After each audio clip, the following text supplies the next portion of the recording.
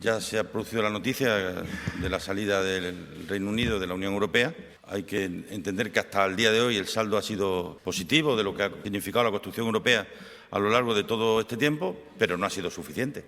La prueba de ello es que ha habido un país que, aunque sea por la mínima, ha decidido abandonar la Unión Europea. Esto nos debe hacer necesariamente repensar Europa y, si somos habilidosos, convertir en fortaleza lo que ahora mismo obviamente es una debilidad. Y para eso es necesaria otra Europa, de la que a nadie le apetezca marcharse. Es necesario reconocer que los extremismos y la radicalidad nunca se sintieron cómodos en Europa. Y las voces que en Europa hay contra la propia Unión Europea proceden precisamente de esa radicalidad, y además hay que reconocer que en Europa hoy no es perfecta y tiene fugas de agua, ¿no? Desde luego, la manera gráfica de verlo es, con todo lo que ha significado la crisis de los refugiados, indiscutiblemente ha sido incapaz de dar una respuesta que fuera mínimamente entendible por parte de los ciudadanos y de las ciudadanas de Europa, ¿no? Pero quiero trasladar también un mensaje de tranquilidad a todas las empresas extremeñas que mantienen relaciones comerciales con el Reino Unido.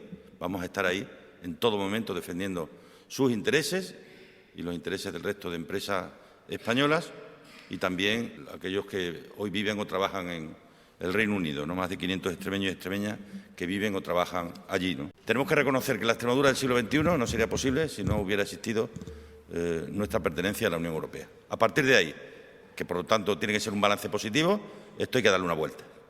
Y tenemos que ser conscientes todos de que a esto hay que darle una vuelta, que la Europa que hoy tenemos no emociona a nadie. Es una Europa cuyas valoraciones las hacemos en base a lo que ganamos y a lo que perdemos en términos económicos, en el debe y en el haber. Pero no hay esa otra parte que te hace sentirte con una identidad común, porque no vemos que eso haya servido para crear una Europa social ni una Europa de las personas, ¿no? Y el diagnóstico acertado es que Europa merece la pena, que Europa significa una esperanza de otras cosas, de que ocupemos un lugar en el mundo que por separado no vamos a poder ocupar nunca, y también una manera de poder influir con los valores que Europa entiende y defiende, de poder influir en un mundo sin valores, en el que vivimos prácticamente entregados a las transacciones, donde las inversiones se hacen y el capital busca a los activos financieros como el refugio donde se gana dinero más pronto, y no realmente una Europa de personas, donde se reparta o se redistribuya las esperanzas en función de las necesidades de cada uno, ¿no?